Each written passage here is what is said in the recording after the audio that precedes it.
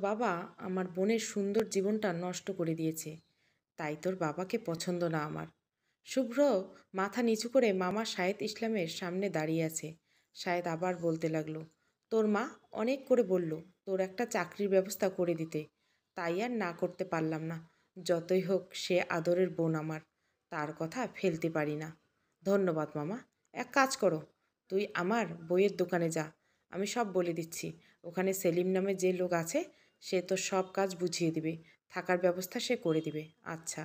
শুভ্র সাহেদের বাড়ি থেকে বের হয়ে স্বস্তির নিঃশ্বাস ফেলল। অবশেষে একটা ব্যবস্থা হয়ে গেল। শুভ্রর বাড়ির দিকে তাকালো। শুভ্রর মামা অনেক বড় লোক, শহরের মধ্যে 5 তলা বাড়ি, ছেলে মেয়ে সবাই প্রতিষ্ঠিত, তার অনেক ব্যবসা প্রতিষ্ঠান রয়েছে। সাহেদের 2 ছেলে যে যার মতো নিজেদের ব্যবসা বুঝিয়ে নিয়েছে। সাহেদ একজন প্রকাশকও বটে, অনেক লেখালেখি গল্প তিনি প্রকাশ করে থাকেন। এছাড়া ওনার একটা বড় বইয়ের দোকানও রয়েছে। প্রতিদিন বিকালে করে কয়েক ঘন্টার জন্য তিনি দোকানে এসে বসেন। দোকানের সব দায়িত্ব সেলিমের কাছে। সে সাহেদের অনেক বিশ্বস্ত, তাই নিশ্চিন্তে তার কাছে দোকানের ভার তুলে দিয়েছেন। মাঝে মধ্যে আর কি তদারকি করেন। শুভ্রার মা রাশেদা বেগমকে ফোন দিয়ে জানালো, মা তুমি চিন্তা করো না, মামা একটা ব্যবস্থা করে দিয়েছেন। দোয়া করো যেন আমি ওনার দেওয়া দায়িত্ব সঠিকভাবে পালন করতে পারি। দোয়া করি বাবা, আমার বিশ্বাস তুই পারবি। আচ্ছা এখন রাখছি, পরে ফোন করব। শুভ্র ফোন রেখে বইয়ের দোকানে এসে জিজ্ঞাসা করলো, এখানে সেলিম রেজাকে? তখন দোকানের ভিতর থেকে এক গাদা বই হাতে একজন মধ্যবয়সী লোক বের হয়ে এসে বলল, বলুন। আমি সেলিম, কি দরকার? শাহেদ মামা আমায় এখানে পাঠিয়েছেন। ও আচ্ছা আচ্ছা, ভিতরে এসো। তোমার মামা ফোন করে সব বলেছে আমায়। এখন থেকে তুমি এই দোকানের দেখাশোনা করবে। সকাল 8টা থেকে দুপুর 3টে পর্যন্ত তোমার ডিউটি। কী কী কাজ করতে হবে সব তোমায় দেখিয়ে দিচ্ছি। শুভ্র সেলিমের কাছ থেকে সব কাজ বুঝে নিল। এরপর সেলিম তাকে নিয়ে এক বাড়িতে গেল। বাড়ির চাবি শুভ্র হাতে দিয়ে বলল, এই বাড়িতে আজ থেকে তুমি থাকবে। বাজার হাট সব মতো তুমি পেয়ে যাবে, এ নিয়ে তোমায় কোনো টেনশন করতে হবে না। শুধু রান্না নিজে করে খেতে হবে। পারবে তো? জি পারবো। তোমার বাবা যদি টাকাওয়ালা হতো তাহলে তোমার আশ্রয় এই বাড়িতে হতো, কিন্তু তোমরা মধ্যবিত্ত বলে তোমার মামাতো ভাইরা চায় না তুমি তাদের সাথে থাকো। শুভ্র কিছু বলল না। সেলিম দীর্ঘশ্বাস ফেলে বলল, এই দুনিয়াতে টাকা না থাকলে কারো দাম নেই। যাও ফ্রেশ হয়ে বাইরে থেকে খেয়ে আসো, সন্ধ্যায় আমি বাজার নিয়ে আসবো। কোনো দরকার লাগলে আমায় বলবে। ঠিক আছে মামা। সেলিম চলে যাওয়ার পর শুভ্র বাড়ির তালা খুলে পর শোবার ঘর পরিষ্কার করলো, তারপর গোসল করে খেয়ে এসে শুয়ে পড়লো। যখন ঘুম ভাঙলো তখন বাজে বিকেল 5টা। শুভ্র ফ্রেশ হয়ে ঘর থেকে বাইরে আসতে দেখলো সেলিম ব্যাগ ভর্তি বাজার নিয়ে ওর দিকে আসছে। শুভ্রকে দেখে বলল, কি বাবাজি, ঘুমিয়ে পড়লে নাকি? হ্যাঁ। দুপুরে খাওয়া দাওয়া করছো? হুম, হোটেলে খেয়েছি। এই বাজারগুলো রাখো আর কালকে সকাল সকাল চলে এসো, কেমন? হুম। শুভ্র বাজারে ব্যাগ নিয়ে ভেতরে এলো, সব কিছু জায়গা মতো রেখে লিখতে বসলো।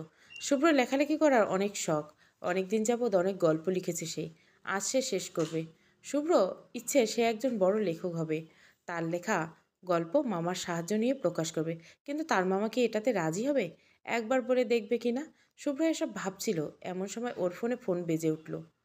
রাশেদা ফোন দিয়েছেন। শুভ্র ফোন রিসিভ করে বলল, হ্যাঁ মা বলো। কেমন আছো? আমি তোর বাবা বলছি। ও বাবা, কেমন আছো? আর মা কোথায়? তোর মা এখানে আছে, শুনলাম তুই তোর মামার ওখানে গেছিস। হুম। তো লাট সাহেব কেমন ব্যবহার করলো? নিশ্চয় আমায় গালি দিয়ে তোকে নিচু করে কথা বলছে। না, কিছু বলেনি। আমি জানি সে কি বলেছে আর কি বলেনি। যাই হোক, ঠিক মতো থাকিস, যদি বেশি কিছু বলে তো চলে আসবি। হুম। শুভ্র এবার মায়ের সাথে কথা বলে ফোন রেখে দিল। পরদিন সকালে সে কোনো মতো আলু ভর্তা খেয়ে দোকানে চলে গেল। সেলিম সব দায়িত্ব বুঝে দিল। শুভ্র যথাযথভাবে সব দায়িত্ব পালন করলো।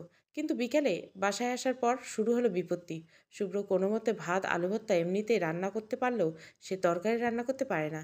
এখন কি করবে? মাকে ফোন দিয়ে বলবে, কিন্তু মা তো জানে সে মামার বাসাতে আছে। এর চেয়ে বরং ভিডিও করে দেখে রান্না করলে কেমন হয়। যেইভাবে সেই কাজ।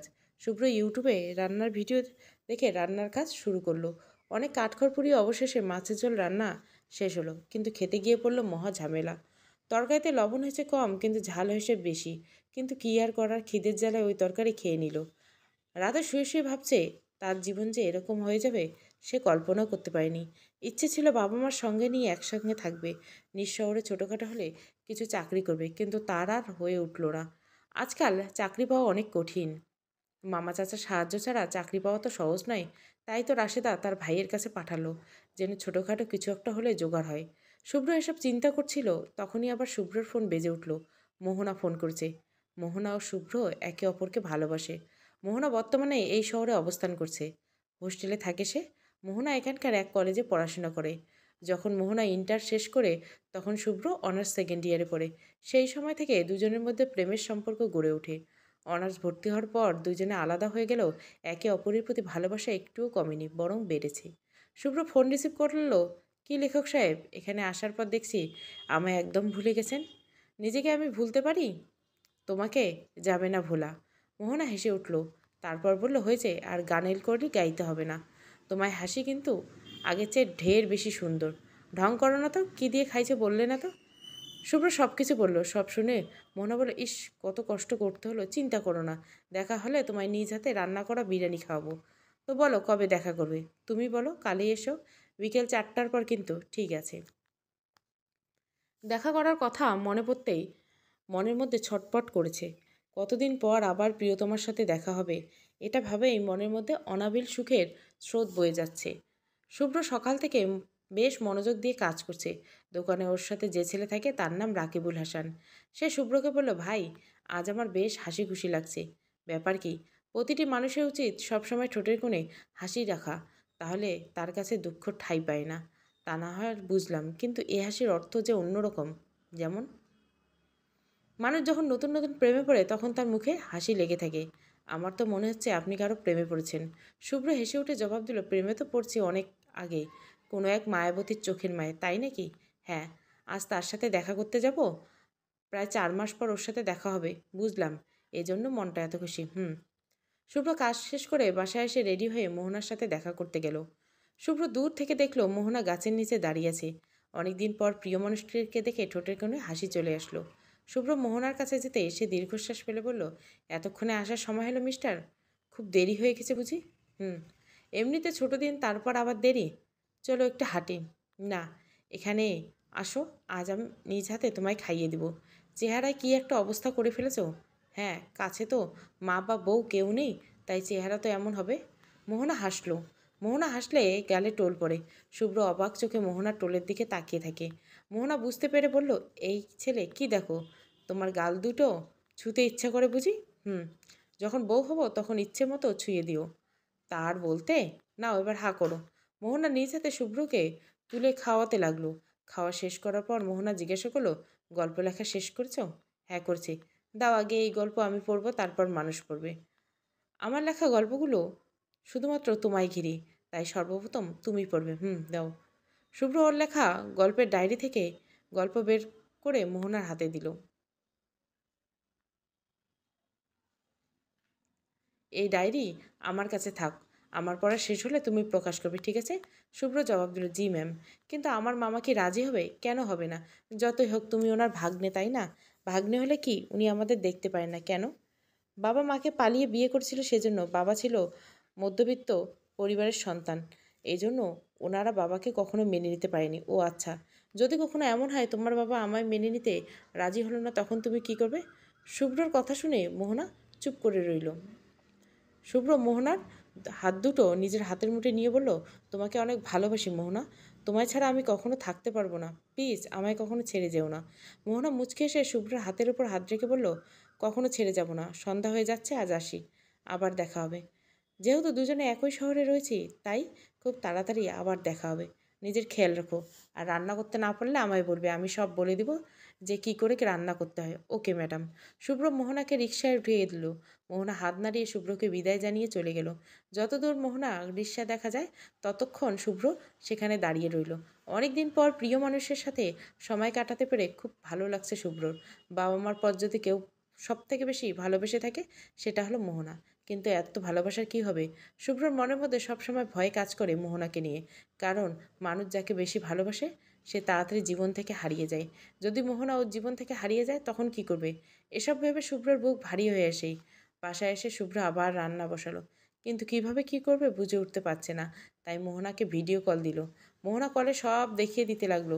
শুভ্র যখন ভুল করে তখন মোহনা হেসে ফেলে। শুভ্র মুগ্ধ হয়ে মোহনার দিকে তাকিয়ে থেকে। এদিকে পাতিল থেকে পোড়া পোড়া গন্ধ ভেসে আসে। তখন তড়িঘড়ি করে শুভ্র রান্নার দিকে মনোযোগ দেয়। রাতে শুয়ে শুয়ে ভাবছে যদি মোহনা ওর জীবনে না আসতো তাহলে হয়তো এখানকার জীবন খুব একটা ভালো হতো না, রান্নার স্বাদ ভালো হতো না, কিছু মনে হয় না। কাজ শেষ করার পর বাকি সময় সে মোহনার সাথে কথা বলে। শুভ্রর বাবা মা নিশ্চিত যে শুভ্র ছোটোখাটো একটা কাজ হলেও রয়েছে, সব মিলিয়ে জীবনটা বেশ ভালোই কাটছে।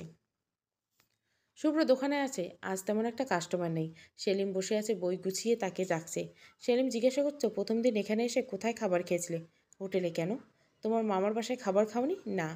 না খেয়ে ভালো করছো। কারণ কি জানো? কি?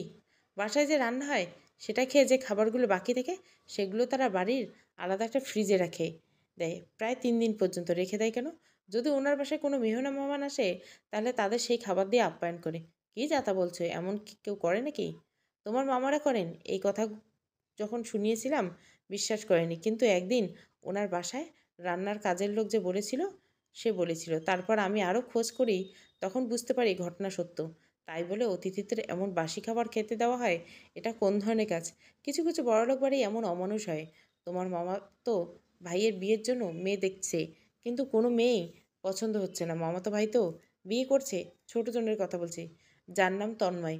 মধ্যবিত্ত ও গরিবদের জন্য বর্তমান বিয়ে কঠিন, কিন্তু বড়লোকদের বিয়ে তো সহজ। তারা ইচ্ছে করলে যে কোনো বড়লোকের একমাত্র সুন্দরী মেয়েকে বিয়ে করতে পারে। এটা একমাত্র ঠিক বলেছ। কিন্তু তোমার মামার ব্যাপারটা একটু ভিন্ন। কীরকম? তোমার মামার বড় ভাই সাফিনের বউয়ের পরিবার অনেক বড় লোক। দুইজনের অবস্থা প্রায় সমান সমান। বিয়ের পর সাফিনের বউ তাকে নিয়ে আলাদা হয়ে যায়, নিজস্ব ফ্ল্যাটে একা থাকতে শুরু করে। এই জন্য শায়েদ বেশ মানসিক কষ্টে ভুগছেন। কত ইচ্ছে ছিল বাড়ির বৌমা সবাইকে আগলে নিয়ে থাকবে, কিন্তু তা আর হলো না। তাই সিদ্ধান্ত নিয়েছে ছোট ছেলেকে মধ্যবিত্ত পরিবারের সুন্দরী মেয়ের সাথে বিয়ে করাবে, যেন তিনি তাকে নিজেদের মতো চালাতে পারেন, আর মেয়ে যেন ভয়ে তার মুখের উপর কথা বলতে না পারেন। অতএব যা বুঝলাম, মামা বড় ছেলের বউয়ের করা কাজের শাস্তি ছোট ছেলের বউকে দিবেন। ঠিক এমনটাই। না বুঝে যে লোকটাকে তার মেয়েকে বিয়ে দিবে তার তো কপাল পুড়বে। তার বলতে এত কিছু যে বললাম, এসব বলো না কিন্তু আবার। না চাচা, আপনি নিশ্চিন্তে থাকুক, তুমি আমার ছেলের মতো, তাই বিশ্বাস করে এসব বললাম। রাকিবুলের সামনে কিছু বলবে না, সে কিন্তু একদম চোগলোখোর। ধন্যবাদ আমায় সতর্ক করার জন্য। প্রায় 1 সপ্তাহ পর শুভ্রা আবার এসেছে মোহনার সাথে দেখা করতে, মোহনার ডায়েরি ফেরত নিতে। এবারের গল্পটা জাস্ট ওয়াও হয়েছে। আমার বিশ্বাস এই গল্প প্রকাশ করলে এবার বই মেলায় বেশ সেলার হবে। ধুর, এমন কখনো হবে না। দেখে নিও, আমার কথা ঠিক হবে। আচ্ছা দেখি মামা কী করে। শুভ্র ওর পকেট থেকে একটা লাল গোলাপ বের করে মোহনার কানে গুঁজে দিল। মোহনা খুশি হয়ে বলল, কী ব্যাপার মিস্টার শুভ্র, এটা কিসের জন্য? মনে আছে আজকের দিনে তোমার সাথে আমার প্রথম দেখা হয়েছিল?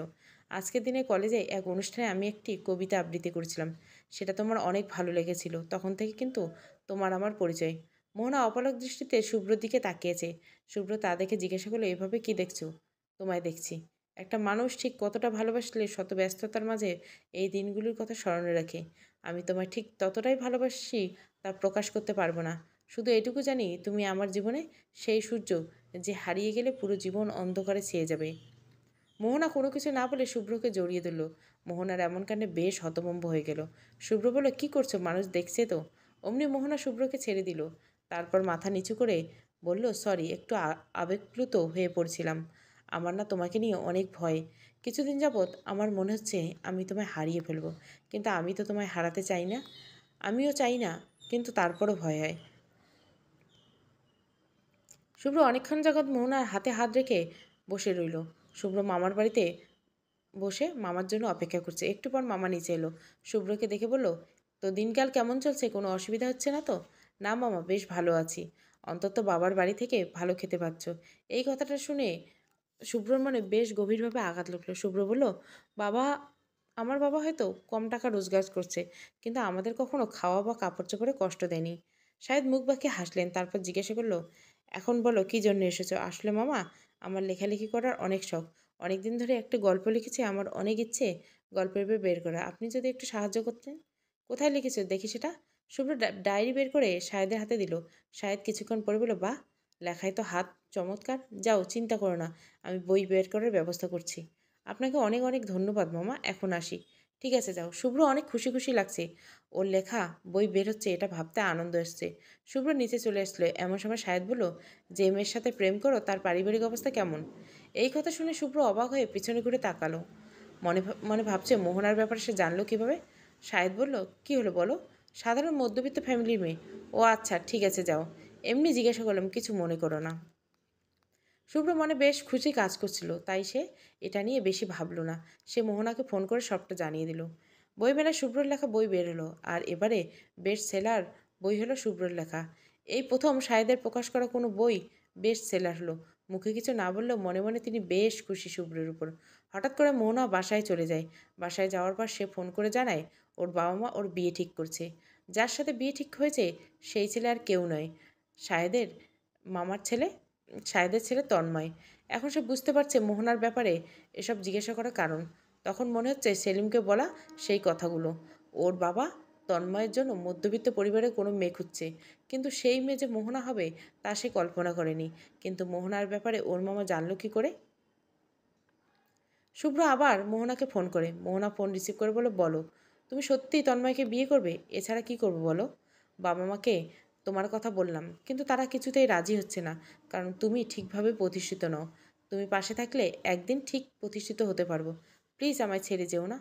আমি তো ছাড়তে চাইছি না, কিন্তু মা বাবা আমার কোনো কথা শুনছে না। তুমি চলে এসো মোহনা, দেখবে একদিন সব ঠিক হয়ে যাবে। আমাদের মেনে নিবে। তোমার বাবা তো এখনো পর্যন্ত কেউ মেনে নেয়নি, আর আমায় রাখবে কোথায়? আমি যদি তোমার কাছে যাই তো দেখবে তোমার মামা ঠিক তোমায় তাড়িয়ে দিবে। আমি তোমায় নিয়ে এখান থেকে দূরে কোথাও চলে যাব। দেখো শুভ্র, আবেগ দিয়ে জীবন চলে না। ধরো আমি তোমার সাথে চলে গেলাম, কিন্তু তুমি কি করে চলবে, কোথায় থাকবে? বর্তমান দুনিয়া টাকা ছাড়া চলা খুব কঠিন। তার মানে তুমি তন্ময়কে বিয়ে করবে? এছাড়া আমার যে আর কোনো উপায় নেই রে শুভ্র। বাবা মা আমায় ইমোশনাল ব্ল্যাকমেল করছে।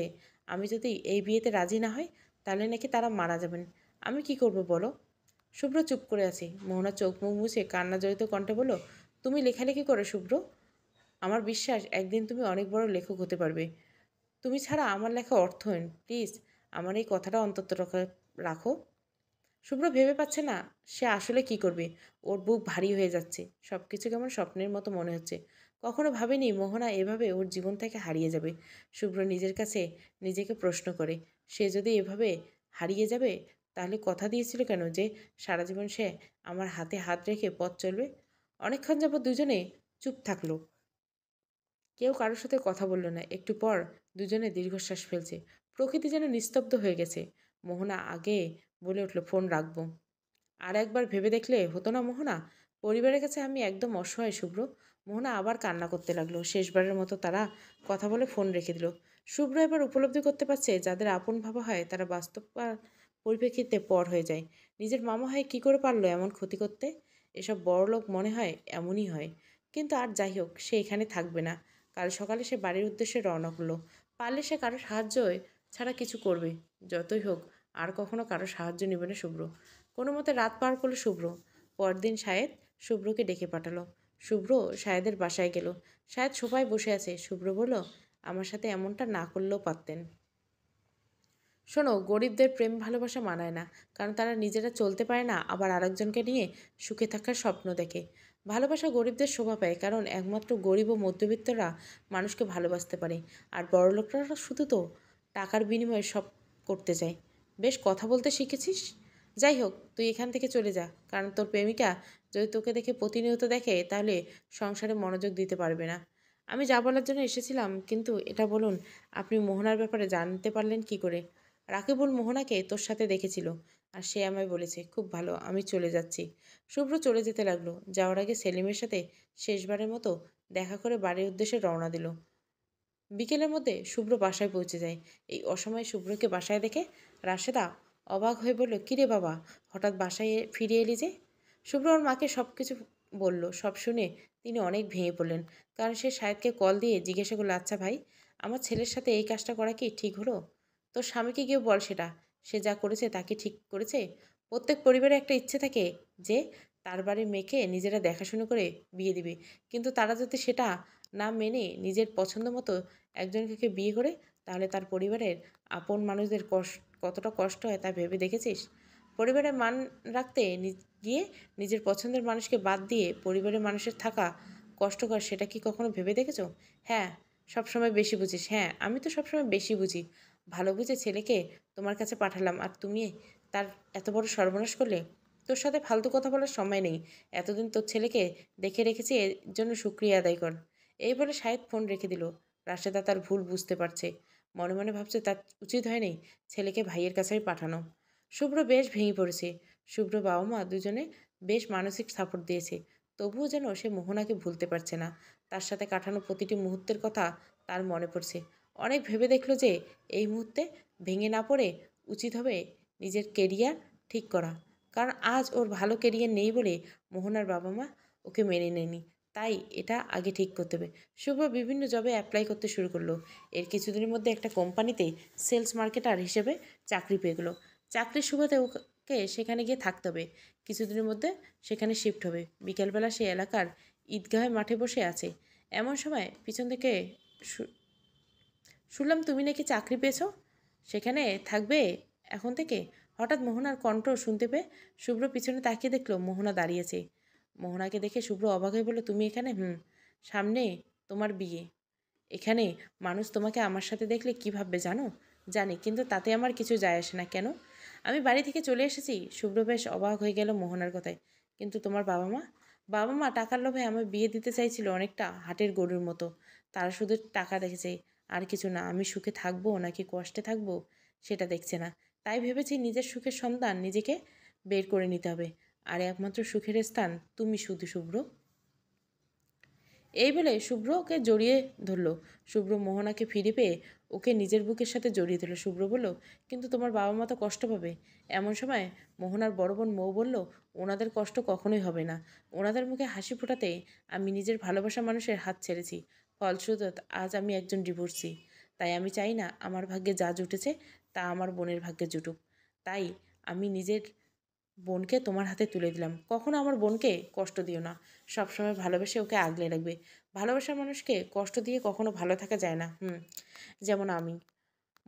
মোহনা শুভ্রকে বলল, বলেছিলাম না আমি সবসময় তোমার পাশে থাকবো, দেখলে তো? জি দেখলাম। এবার যেন আবার গল্প লেখা শুরু করা হয়, নয়তো খবর আছে।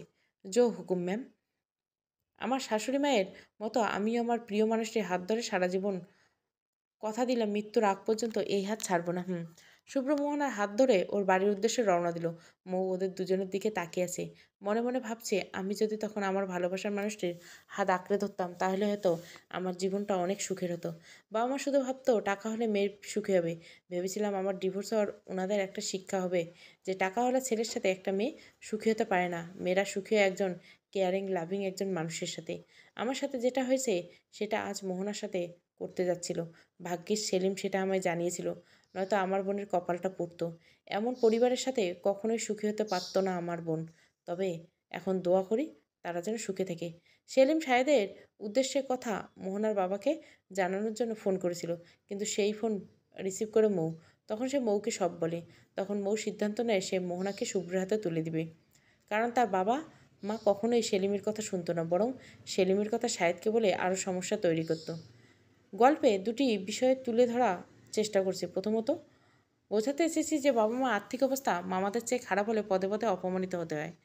অনেক মামারা দুর্বলতার সুযোগ নিয়ে অনেক কিছু করার চেষ্টা করে। দুই, ভালোবাসার মানুষটি যদি সঠিক হয় তাহলে তার হাত কখনো ছাড়তে নেই। অনেক কষ্টের সীমা থাকে না। অনেক সময় দেখা যায় ভালোবাসার মানুষের চেয়ে অনেক উচ্চবিত্ত পরিবার থেকে বিয়ের প্রস্তাব আসে। দেখা যায় মেয়ের পরিবার থেকে ছেলের পরিবার অনেক উঁচু। তখন ছেলের পরিবার ওই মেয়েটিকে নিজেদের মতো ব্যবহার করে, যার কথার কোনো মূল্য দেয় না কেউ।